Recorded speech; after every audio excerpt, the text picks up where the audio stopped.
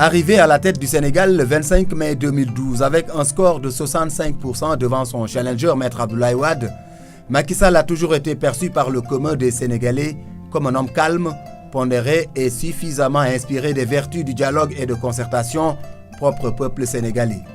C'est ainsi, dès son accession à la magistrature suprême, le président Sall a initié plusieurs cadres de concertation, notamment sur la santé, le foncier, la décentralisation. Dans le siège de la mise en œuvre de l'acte 3 de la décentralisation, une des réformes phares de son septennat axée sur la communalisation intégrale, avec pour objectif fondamental de consacrer la participation des populations à la base dans l'élaboration de leur propre agenda de développement.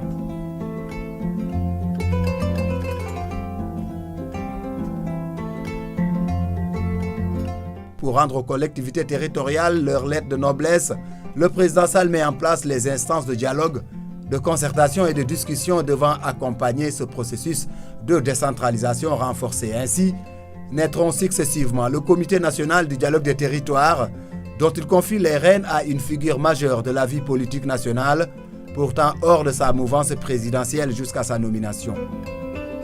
Le Haut Conseil du dialogue social, dont l'objectif est de promouvoir un climat social pérenne, surtout dans les secteurs de l'éducation et de l'enseignement supérieur en ébullition depuis déjà plusieurs décennies. Le Haut Conseil des collectivités territoriales sort d'instances d'appui conseil à l'élaboration des politiques publiques à destination des collectivités territoriales. Le 28 mai 2016, il convoque le dialogue national inclusif qui réunit toutes les forces vives de la nation pour discuter des questions d'intérêt national. Elle nous engage, j'allais dire qu'elle nous oblige vis-à-vis de nos enfants et des générations futures.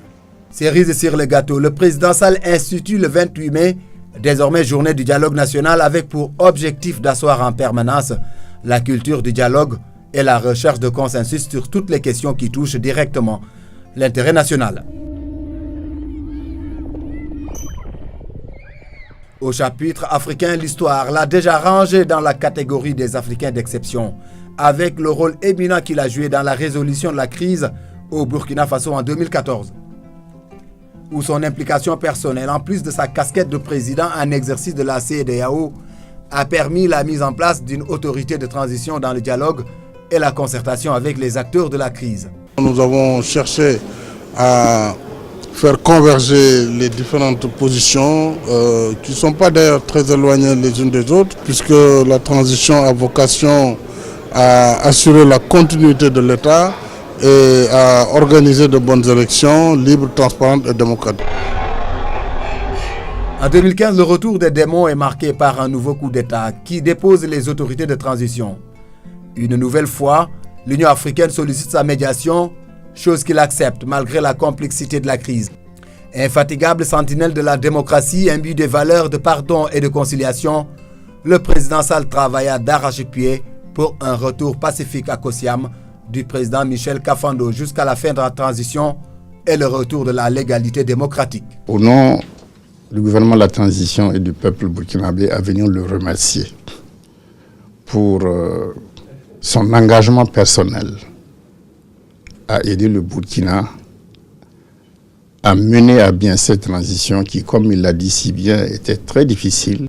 Et grâce à son entregent, à ses recommandations, à ses conseils que nous avons suivis bout à bout, nous sommes arrivés au résultat final qui était quoi?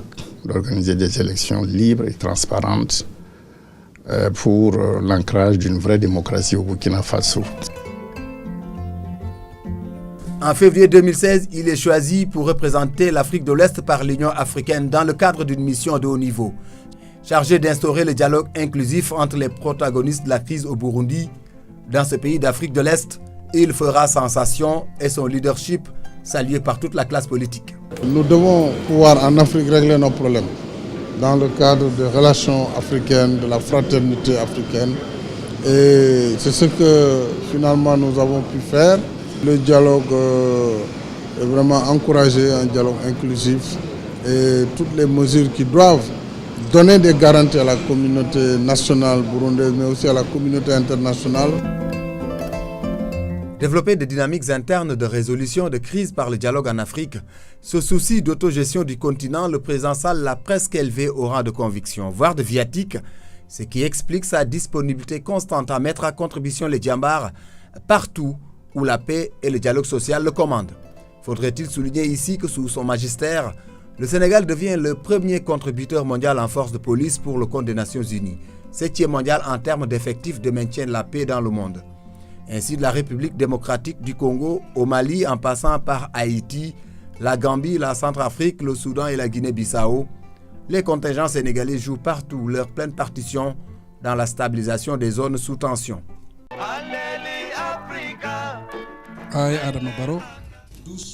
En février 2017, le président élu de Gambie prête serment dans les locaux de la représentation diplomatique de Gambie à Dakar. C'est l'épilogue d'un feuilleton politique qui a tenu en haleine tout le continent. Une crise pour laquelle le président Macky Sall a jusqu'au bout prôné le dialogue et la concertation dans le cadre de la CEDEAO. Mais l'échec des différentes négociations l'ont poussé à prendre la tête de la force d'attente de la CEDEAO pour intervenir militairement dans le pays sous le couvert des Nations Unies dont la résolution fut sollicitée auparavant par son ministre des Affaires étrangères. Il parviendra avec ses pairs africains à faire plier Yahya Jammeh qui accepte de quitter le pouvoir et le pays. Dès le lendemain, le président Barrow prend fonction dans son propre pays. Retour d'ascenseur, quelques jours plus tard, Macky Sall est fait invité d'honneur des festivités marquant le 52e anniversaire de l'accession de la Gambie à la souveraineté internationale. Mais pour couronner le tout, le président Barrow réserve au Sénégal son tout premier déplacement à l'étranger, l'occasion pour les deux pays de rallumer la flamme de la paix, de la concertation et du bon voisinage. Voilà entre autres les raisons qui justifient pour le CIRID, Centre indépendant de recherche et d'initiative pour le dialogue, d'instituer le prix Macky Sall pour le dialogue en Afrique. Le CIRID, dont une délégation du comité exécutif a été reçue en audience par son Excellence Macky Sall à Dakar. Nous sommes intéressés par une dynamique qui est en train de s'installer ici au Sénégal, ça veut dire une dynamique de dialogue. Il y a une chose qui nous a beaucoup épaté, nous les Africains des autres pays africains et surtout qui vivons en Europe, c'est que ce dialogue-là a été organisé avec des moyens sénégalais. Et puis ça s'est passé non pas après une crise sanglante comme on le voit ailleurs, mais de manière volontariste, comme une référence stratégique qui permet à un pays de se relever mieux des plaies, des problèmes qu'il traverse. Notre collègue Malik, qui est un excellent représentant, que j'ai nommé il y a 5 ans, en 2011, vient d'être reconduit pour un autre mandat de 5 ans de représentant du CIRID en Afrique de l'Ouest et du Centre, avec comme siège Dakar, où nous allons fixer un siège. La principale mission, ce sera d'être notre porte-voix ici en Afrique de l'Ouest et du Centre en matière de dialogue en Afrique. C'est ça que nous avons salué et avec le président de la République, nous avons aussi abordé la question de la rupture du dialogue dans certains contextes de certains pays.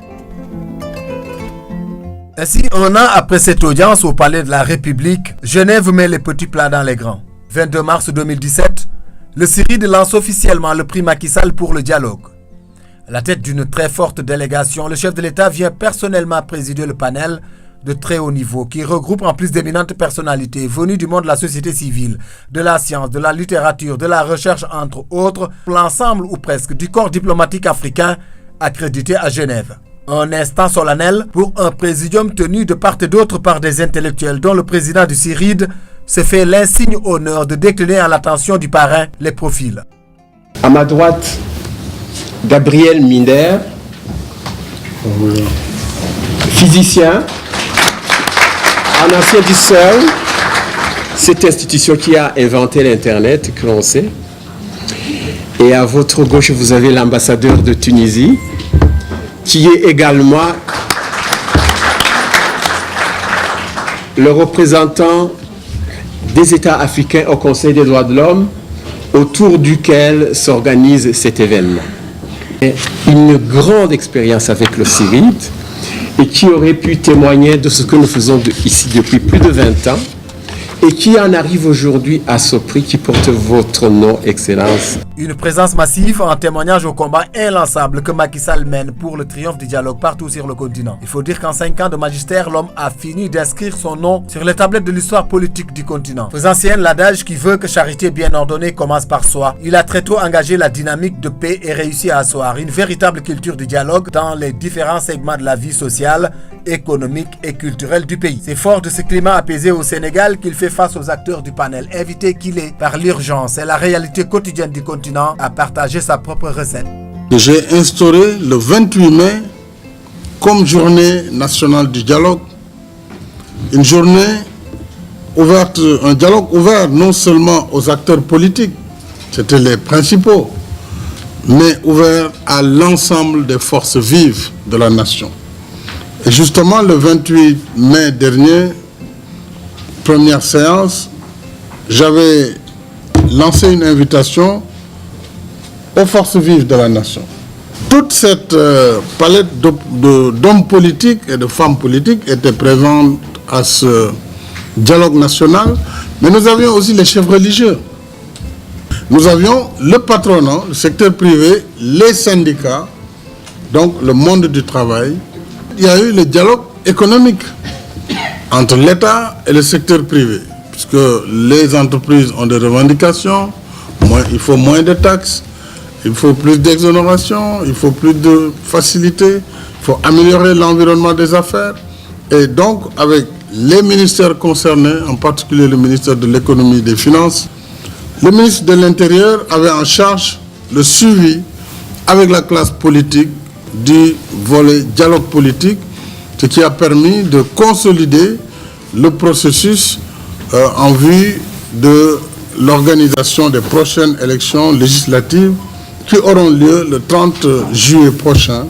Et à cette occasion, nous avons finalisé les dispositions arrêtées par notre Constitution après le vote par référendum le 20 mars 2016 des nouvelles dispositions constitutionnelles qui sont des dispositions consolidantes pour la démocratie, en ce sens qu'elles ont permis la limitation définitivement du mandat du président de la République à 2 mandats, mais aussi la réduction de la durée du mandat qui était d'un septennat vers un quinquennat définitif, renouvelable une seule fois. Merci beaucoup. Ça va? On avait reçu le signal des conférences.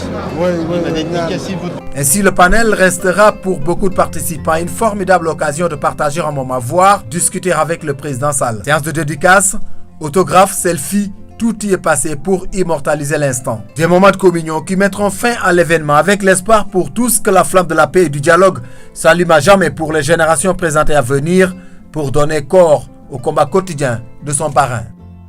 Par conséquent donc, le prix Macky Sall pour le dialogue en Afrique servira à honorer et encourager toute initiative allant dans le sens de la promotion du dialogue.